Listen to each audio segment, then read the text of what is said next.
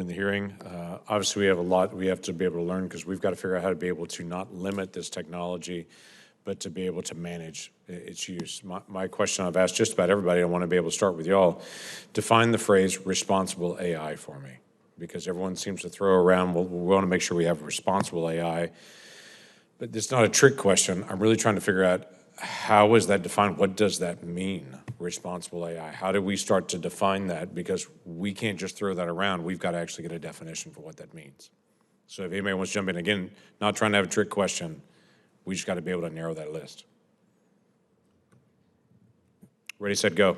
Yeah. All right, I'll take the bait. The issue with the phrase responsible AI, trustworthy AI, et cetera, is that it's like saying responsible cars or responsible rocket ships or so on, right? You have to get more technically precise about what are the harms or benefits that you care about and how do you trade off between them.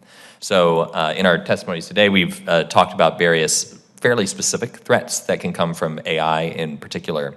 I use the analogy of the FAA approving rocket launches, and I think that this is particularly relevant. We don't have, responsible rocket launches as a thing within physics. We have the idea that we do not want the rocket to fall on people's houses. Right. So we will only approve launches that point away from people's houses. Right. And so we don't want F-35s landing on their house either, but it's a whole different issue for the day. Exactly. So similarly, you can have these principles for AI. You can say that we are going to prioritize the largest national security and public safety threats, and that these are the sort of logical equivalents of point the AI away from people's houses before you launch it, please. And this is an example of the kind of technical detail that you can get into. But I get it. But we have to put something in statutory language at some point to be able to say this is off limits, this is limits, and then to also say there's much of AI that we don't know what that is. So quite frankly, for me, it's setting the value set to say yes, no, this is a value set, and then go build on it rather than putting a fence around it to say you can't go beyond here. If that makes sense. Absolutely. And so ideas, thoughts that you have as you gather with other folks to be able to talk about this, we have to be able to build on a value set of what is responsible AI and then to be able to work from there. So I'm not looking for a final answer today, but I'm looking to spark a conversation that we've got to have in a larger community because that value piece is still not established for us. Does that make sense? But I'm glad to engage. Let me throw a dozen other things at you real quick. This whole concept of machine learning, obviously we've had a lot of questions that come at us because the government's the largest holder of data in many areas. And so everyone that's involved in AI right now is all coming to the government and saying, hey, would you give us this section of data? We'll protect private information, but we just need your data. Otherwise, we're harvesting this off the internet, and we want to be able to get your data for X. There's lots of issues that are unresolved, so for the federal government and for national security. So let me just give you one of them. If we're dealing with, let's say, port security, we obviously have done a lot of screening at TSA and a lot of port security. We have a lot of vehicles that we've scanned. All those different technologies are out there to be able to actually scan vehicles, scan people, scan for fentanyl, whatever it may be. If we're going to upload that data to any one of these private entities, the question then becomes, once we hand data over for machine learning, we've handed a lot of data over. Who owns that data? Where does that data go? How could that data actually be used? Could that then be resold for all that data to be able to go somewhere else? And if there's a problem with it, at the end, that ends up being a national security issue. Liability issues then start to be able to fall into it. You see what I'm talking about? I mean, this gets into the weeds of actual practical applications of how AI is used and how the interchange is happening right now on national security. Thoughts and ideas on that data, and when they actually come to the federal government, we're going to protect privacy as well. We constitutionally must and should. But how do you manage ownership of privacy, ownership of data, and private entities trying to be able to build some of this for national security? Since Jeff took the last one, I'll start here. Greg, feel free to jump in if you want otherwise. Just a connection between those two last questions I think is really interesting. Responsible AI, one of the most potent counter questions or companion questions that goes with it is, what are you going to do? What are you trying to accomplish? And that totally changes and clarifies a very nebulous question into something very specific, because policy implementation actually is what matters. And this concept of data governance, I think at the very high level is all about trust. We have to create structures that people trust. Trust in government is at all fairly low. I don't know if it's an all-time low, but it's, I don't know, somewhere around 25% of the population or something. Trust in corporations goes up and down and is generally pretty low. So whatever structure we do, we have to protect this information. It has a lot of very personal information about individuals, and handing it over to a corporation. So for example, there was a DHS system that I used to work with that for some reason whoever wrote the contract never bothered to include that the government had ownership of the data. Extracting data actually cost money every time. It was a horrible contract.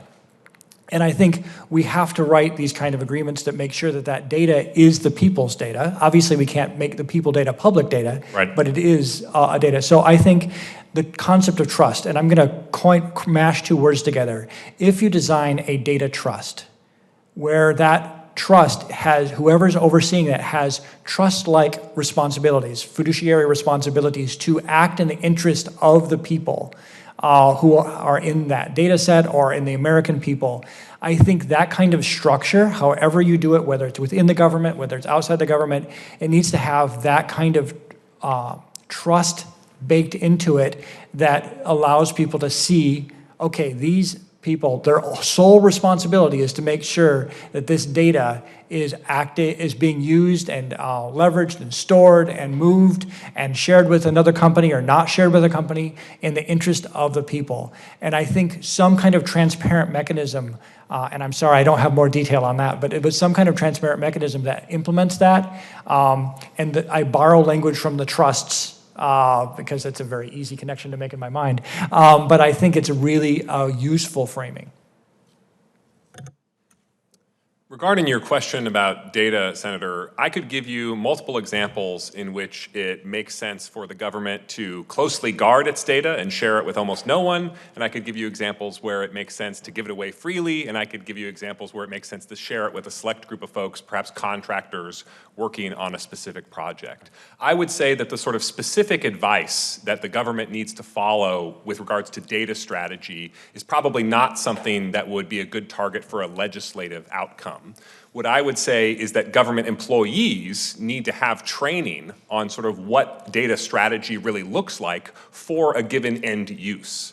So people who are writing acquisition contracts, for example, need to understand under what circumstances would it make sense for the government to retain the data as a proprietary asset, and under what circumstances might they want to release that under a license to a contractor, and so on. If you go to Silicon Valley and you talk to anybody in the corporate strategy departments of these various companies, and you ask them what is their data strategy, you will find many different companies pursuing many different types of data strategies, but all with very deliberate thought and reasoning for why they are sharing and when they are sharing and how it makes sense to their corporate bottom line.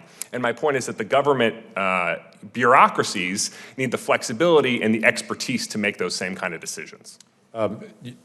This is a body that's not super excited about bureaucratic flexibility because that can be used in all kinds of different ways. I'm not going to speak for the other folks in the dais for me, but the concept of bureaucratic flexibility makes the hair on the back of my neck stand up because that can really go sideways in a hurry. Let me just give you just this thought on this, and I want to get out of the way because I don't want to occupy all the time.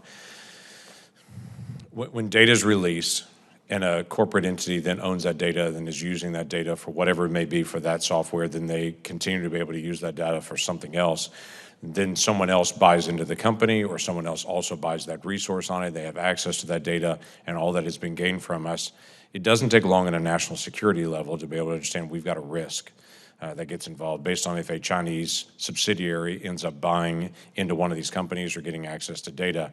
I have a great deal of trust for picking up my cell phone and making a call, but I'm also keenly aware that my cell phone provider also provides that metadata out on the open market, and that if people can track me based on having enough data points to be able to personally identify my location. That's not my intent with it. And to be able to go back to determining what we're going to do with data based on the intent and what it was actually designed for. Facebook was designed for college students to speak to each other.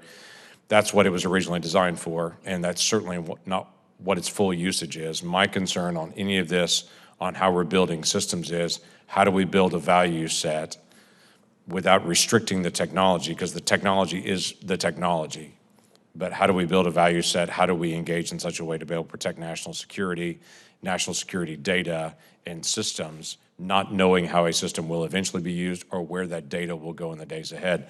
I want our screening to be better at the border. We have a lot of data on a lot of vehicles. We can make our screening better. But where else does that data go? How does that go? And what is the risk that we have to take with that? So I appreciate your mercy here, allowed me to go a couple minutes over on that. I appreciate that very much. Thank you.